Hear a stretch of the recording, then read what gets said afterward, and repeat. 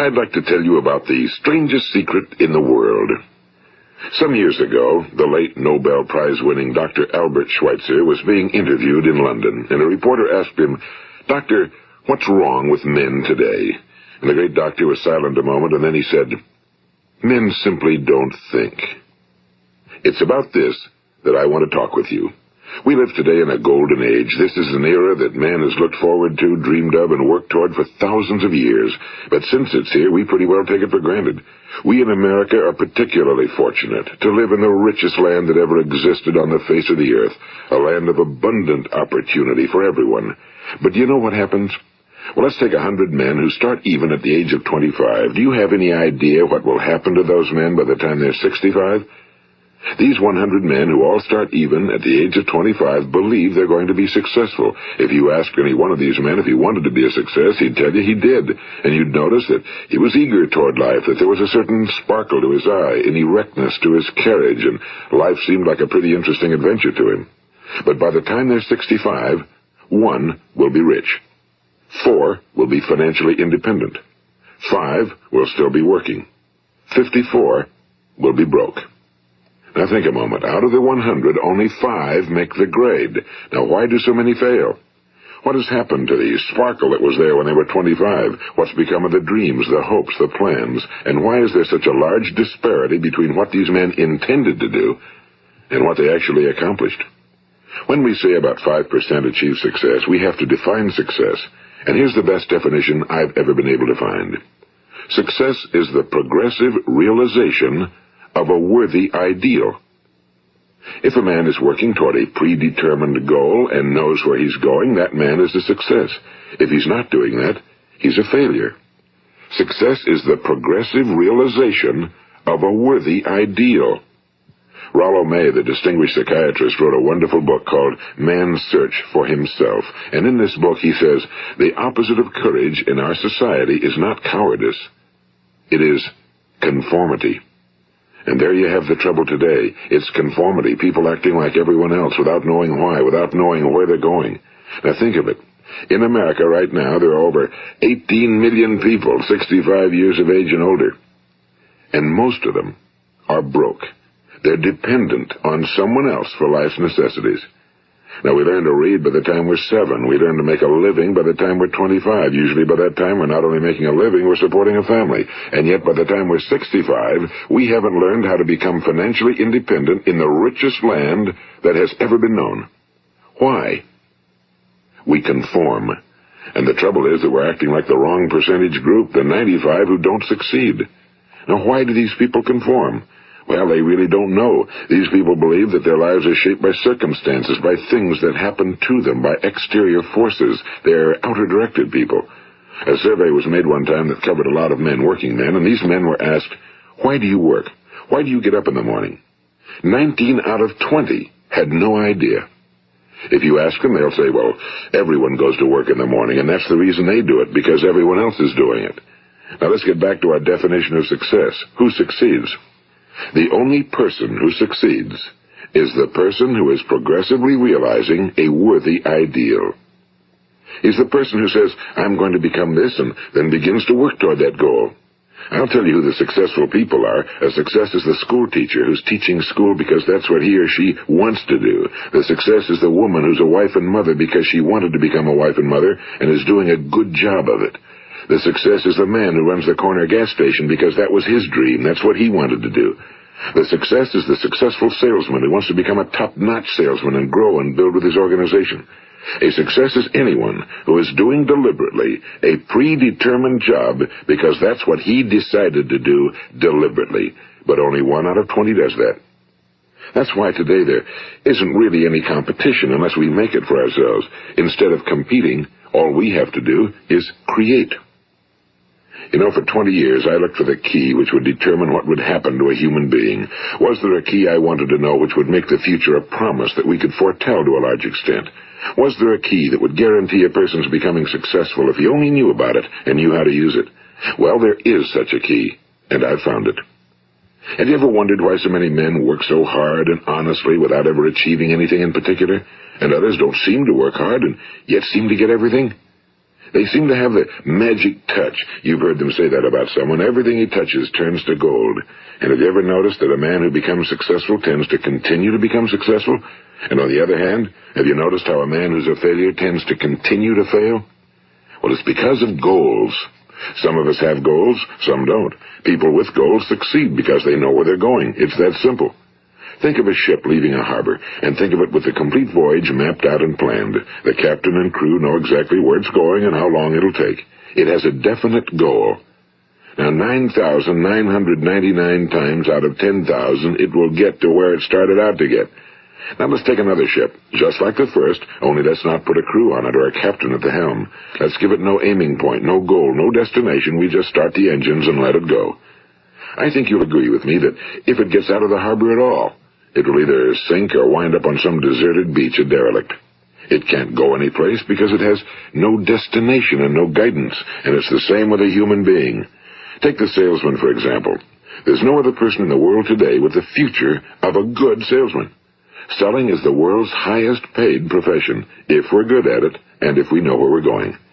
Every company needs top-notch salesmen, and they reward those men. The sky's the limit for them. But how many can you find? Someone once said the human race is fixed, not to prevent the strong from winning, but to prevent the weak from losing. The American economy today can be likened to a convoy in time of war. The entire economy is slowed down to protect its weakest link, just as the convoy had to go at the speed that would permit its slowest vessel to remain in formation. That's why it's so easy to make a living today. It takes no particular brains or talent to make a living and support a family today. So we have a plateau of so-called security, if that's what a person's looking for. But we do have to decide how high above this plateau we want to aim. Now let's get back to the strangest secret in the world, the story that I wanted to tell you today. Why do men with goals succeed in life and men without them fail? Well, let me tell you something which, if you really understand it, will alter your life immediately. If you understand completely what I'm going to tell you from this moment on, your life will never be the same again. You will suddenly find that good luck just seems to be attracted to you. The things you want just seem to fall in line, and from now on you won't have the problems, the worries, the gnawing lump of anxiety that perhaps you've experienced before. Doubt, fear, well, they'll be things of the past. Here's the key to success and the key to failure. We become what we think about. Now let me say that again. We become what we think about. Throughout all history, the great wise men and teachers, philosophers and prophets have disagreed with one another on many different things. It's only on this one point that they are in complete and unanimous agreement. Listen to what Marcus Aurelius, the great Roman emperor, said. A man's life is what his thoughts make of it. Disraeli said this. Everything comes if a man will only wait. I've brought myself by long meditation to the conviction that a human being with a settled purpose must accomplish it, and that nothing can resist a will that will stake even existence for its fulfillment. Ralph Waldo Emerson said this, a man is what he thinks about all day long. William James said, the greatest discovery of my generation is that human beings can alter their lives by altering their attitudes of mind. And he also said, we need only in cold blood act as if the thing in question were real, and it will become infallibly real by growing into such a connection with our life that it will become real. It will become so knit with habit and emotion that our interest in it will be those which characterize belief. And he also said, if you only care enough for a result, you will almost certainly attain it. If you wish to be rich, you will be rich. If you wish to be learned, you will be learned. If you wish to be good, you will be good. Only you must then really wish these things and wish them exclusively, and not wish at the same time 100 other incompatible things just as strongly. In the Bible you read in Mark 9:23, if thou canst believe, all things are possible to him that believeth. My old friend Dr. Norman Vincent Peale put it this way, this is one of the greatest laws in the universe. Fervently do I wish I had discovered it as a very young man. It dawned upon me much later in life, and I found it to be one of the greatest, if not my greatest discovery outside of my relationship to God.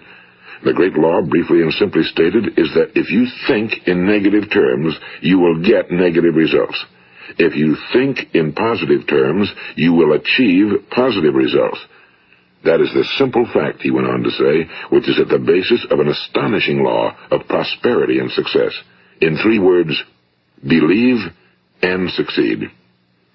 William Shakespeare put it this way: our doubts are traitors and make us lose the good we oft might win by fearing to attempt. George Bernard Shaw said, people are always blaming their circumstances for what they are. I don't believe in circumstances. The people who get on in this world are the people who get up and look for the circumstances they want, and if they can't find them, make them. Well, it's pretty apparent, isn't it? And every person who discovered this for a while believed that he was the first one to work it out. We become what we think about. Now, it stands to reason that a person who's thinking about a concrete and worthwhile goal is going to reach it, because that's what he's thinking about, and we become what we think about. Conversely, the man who has no goal, who doesn't know where he's going, and whose thoughts must therefore be thoughts of confusion and anxiety and fear and worry, becomes what he thinks about. His life becomes one of frustration and fear and anxiety and worry. And if he thinks about nothing, he becomes nothing. Now, how does it work? Why do we become what we think about?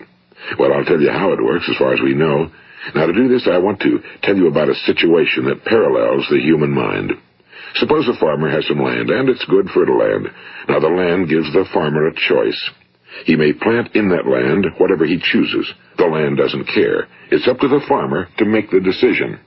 Now, remember, we're comparing the human mind with the land because the mind, like the land, doesn't care what you plant in it. It will return what you plant, but it doesn't care what you plant. Now, let's say that the farmer has 2 seeds in his hand. One is a seed of corn. The other is nightshade, a deadly poison. He digs 2 little holes in the earth, and he plants both seeds, one corn, the other nightshade. He covers up the holes, waters, and takes care of the land, and what will happen? Invariably, the land will return what's planted. As it's written in the Bible, as ye sow, so shall ye reap. Now remember, the land doesn't care. It'll return poison in just as wonderful abundance as it will corn. So up come the 2 plants, one corn, one poison. Now, the human mind is far more fertile, far more incredible and mysterious than the land, but it works the same way. It doesn't care what we plant. Success, failure. A concrete, worthwhile goal, or confusion.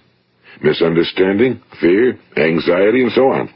But what we plant, it must return to us. You see, the human mind is the last great unexplored continent on Earth. It contains riches beyond our wildest dreams. It will return anything we want to plant. Now, you might say, well, if that's true, why don't people use their minds more? Well, I think they figured out an answer to that one, too. Our mind comes as standard equipment at birth. It's free, and things that are given to us for nothing we place little value on. Things that we pay money for, we value. The paradox is that exactly the reverse is true.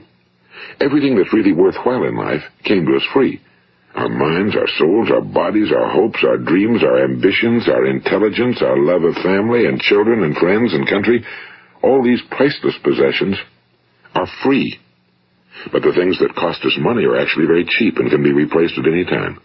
A good man can be completely wiped out and make another fortune. He can do that several times. Even if our home burns down, we can rebuild it. But the things we got for nothing, we can never replace. The human mind isn't used because we take it for granted. Familiarity breeds contempt. It can do any kind of job we assign to it, but generally speaking, we use it for little jobs instead of big, important ones. Universities have proved that most of us are operating on about 10% or less of our abilities. So decide now, what is it you want? Plant your goal in your mind. It's the most important decision you'll ever make in your entire life. What is it you want? Do you want to be an outstanding salesman? A better worker at your particular job? Do you want to go places in your company? In your community? Do you want to get rich? All you've got to do is plant that seed in your mind, care for it, work steadily toward your goal, and it will become a reality. It not only will, there's no way that it cannot. You see, that's a law, like the laws of Sir Isaac Newton, the laws of gravity. If you get on top of a building and jump off, you'll always go down. You'll never go up, and it's the same with all the other laws of nature. They always work. They're inflexible. Think about your goal in a relaxed, positive way.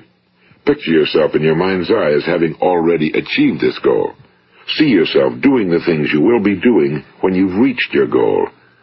Ours has been called the phenobarbital age, the age of ulcers and nervous breakdowns and tranquilizers, at a time when medical research has raised us to a new plateau of good health and longevity. Far too many of us worry ourselves into an early grave, trying to cope with things in our own little personal ways, without learning a few great laws that will take care of everything for us. These things we bring on ourselves through our habitual way of thinking. Every one of us is the sum total of his own thoughts. He is where he is because that's exactly where he really wants to be, whether he'll admit that or not. Each of us must live off the fruit of his thoughts in the future, because what you think today and tomorrow, next month and next year, will mold your life and determine your future. You're guided by your mind. I remember one time I was driving through eastern Arizona, and I saw one of those giant earth-moving machines roaring along the road at about 35 miles an hour with what looked like 30 tons of dirt in it, a tremendous, incredible machine, and there was a little man perched way up on top with the wheel in his hands guiding it. And as I drove along, I was struck by the similarity of that machine to the human mind. Just suppose you're sitting at the controls of such a vast source of energy. Are you going to sit back and fold your arms and let it run itself into a ditch?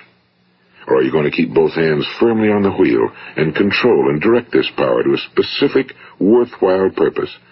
It's up to you. You're in the driver's seat. You see, the very law that gives us success is a two-edged sword. We must control our thinking. The same rule that can lead a man to a life of success, wealth, happiness, and all the things he ever dreamed of for himself and his family.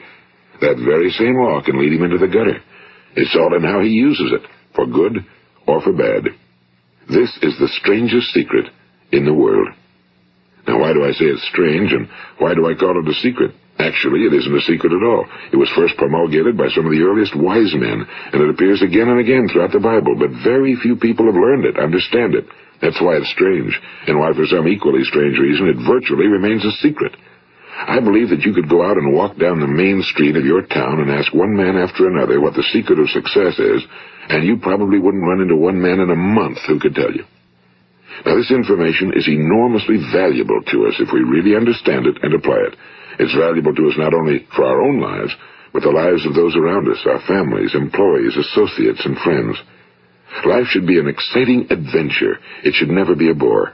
A man should live fully, be alive. He should be glad to get out of bed in the morning. He should be doing a job he likes to do because he does it well.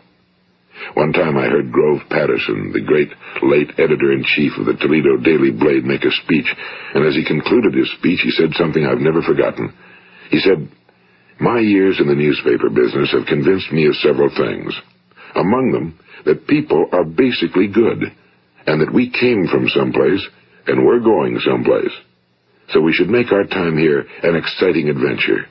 The architect of the universe didn't build a stairway leading nowhere." And the greatest teacher of all, the carpenter from the plains of Galilee, gave us the secret time and time again. As ye believe, so shall it be done unto you. I've explained the strangest secret in the world and how it works.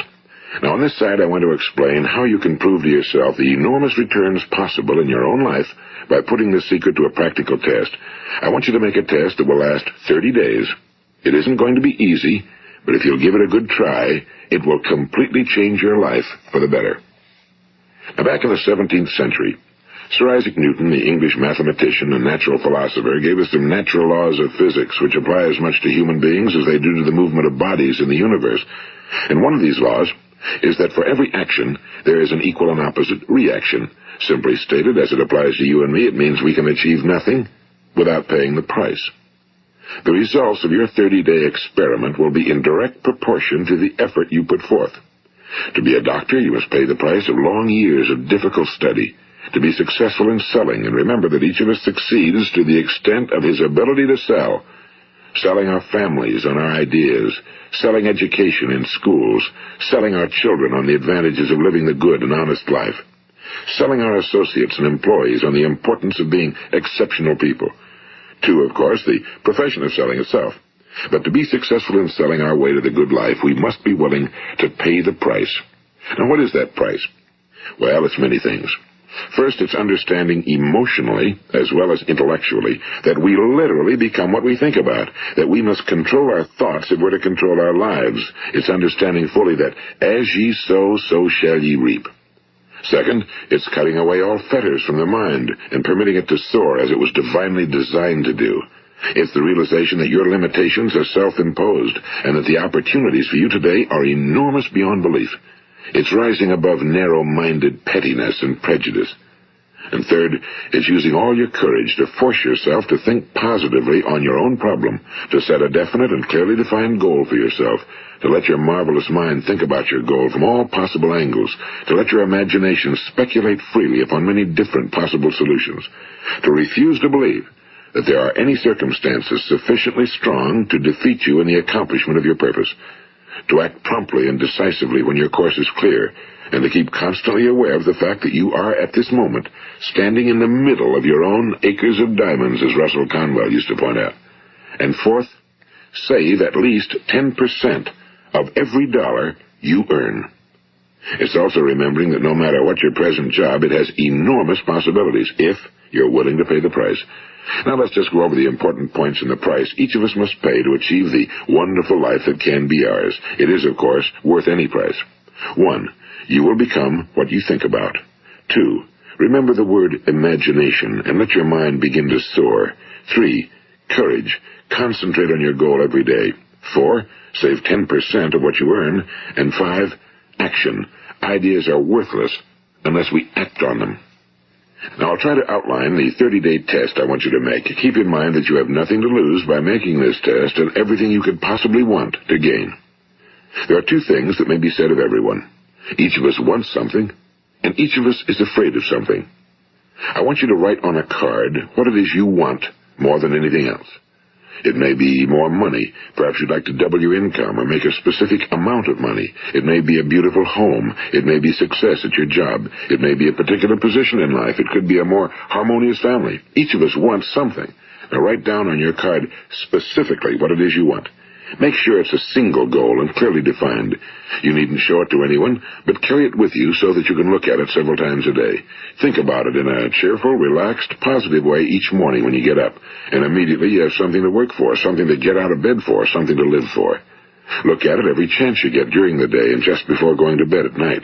And as you look at it, remember that you must become what you think about, and since you're thinking about your goal, you realize that soon it will be yours.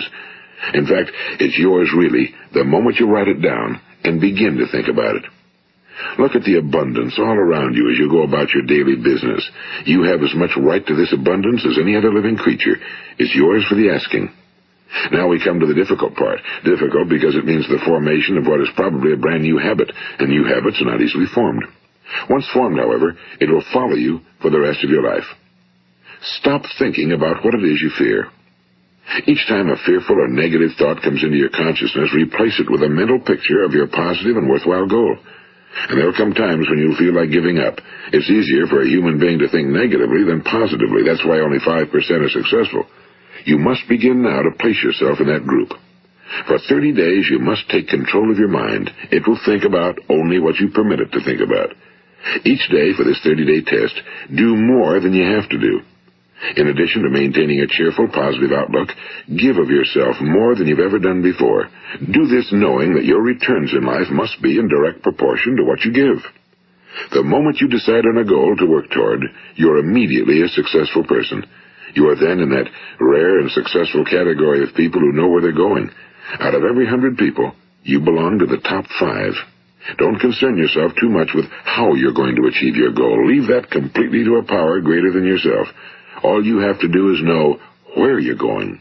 The answers will come to you of their own accord and at the right time. Remember these words from the Sermon on the Mount, and remember them well. Keep them constantly before you this month of your test. Ask, and it shall be given you. Seek, and ye shall find. Knock, and it shall be opened unto you. For every one that asketh receiveth, and he that seeketh findeth, and to him that knocketh it shall be opened. It's as marvelous and as simple as that. In fact, it's so simple that in our seemingly complicated world, it's difficult for an adult to understand that all he needs is a purpose and faith. For 30 days, Do your very best. If you're a salesman, go at it as you've never done before, not in a hectic fashion, but with the calm, cheerful assurance that time well spent will give you the abundance in return you deserve and want. If you're a homemaker, devote your 30-day test to completely giving of yourself without thinking about receiving anything in return, and you'll be amazed at the difference it makes in your life. No matter what your job, do it as you've never done it before for 30 days. And if you've kept your goal before you every day, you'll wonder and marvel at this new life you've found. Dorothea Brand, the outstanding editor and writer, discovered it for herself and tells about it in her fine book, Wake Up and Live. Her entire philosophy is reduced to the words, act as though it were impossible to fail. She made her own test with sincerity and faith, and her entire life was changed to one of overwhelming success. Now, you make your test for 30 full days. Don't start your test until you've made up your mind to stick with it.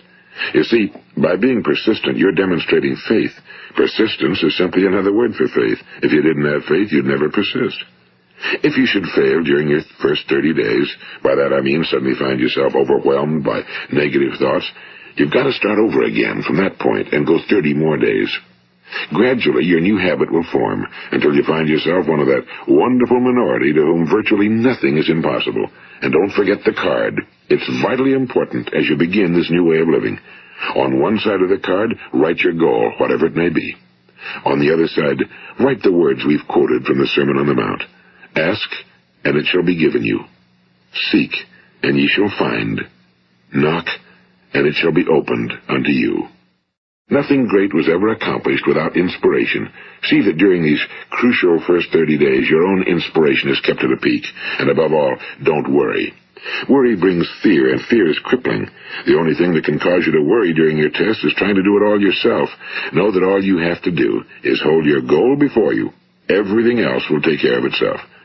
Remember also to keep calm and cheerful. Don't let petty things annoy you and get you off course. Now, since making this test is difficult, some will say, why should I bother? Well, look at the alternative. No one wants to be a failure. No one really wants to be a mediocre individual. No one wants a life constantly filled with worry and fear and frustration. Therefore, remember that you must reap that which you sow. If you sow negative thoughts, your life will be filled with negative things. If you sow positive thoughts, your life will be cheerful, successful, and positive. Now, gradually, you will have a tendency to forget what you've heard on this recording. Play it often.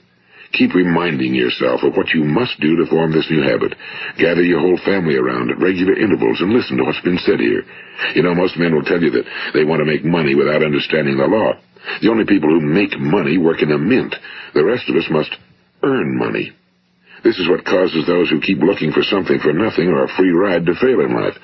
The only way to earn money is by providing people with services or products which are needed and useful.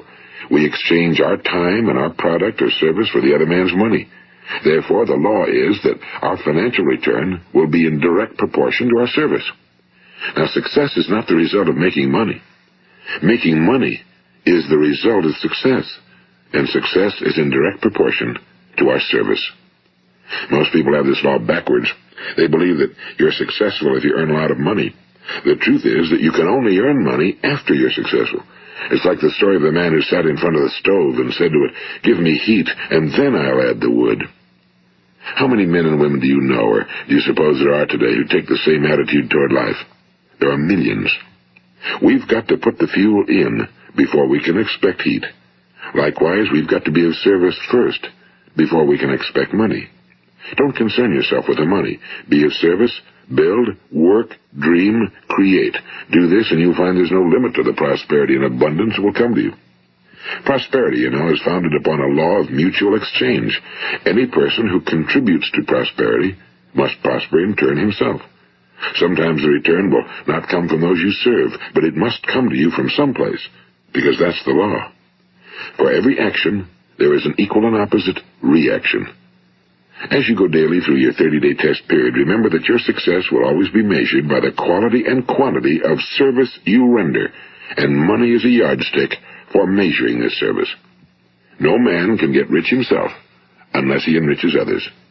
Now, there are no exceptions to a law. You can drive down any street in America and from your car estimate the service that's being rendered by the people living on that street. Had you ever thought of this yardstick before? It's interesting.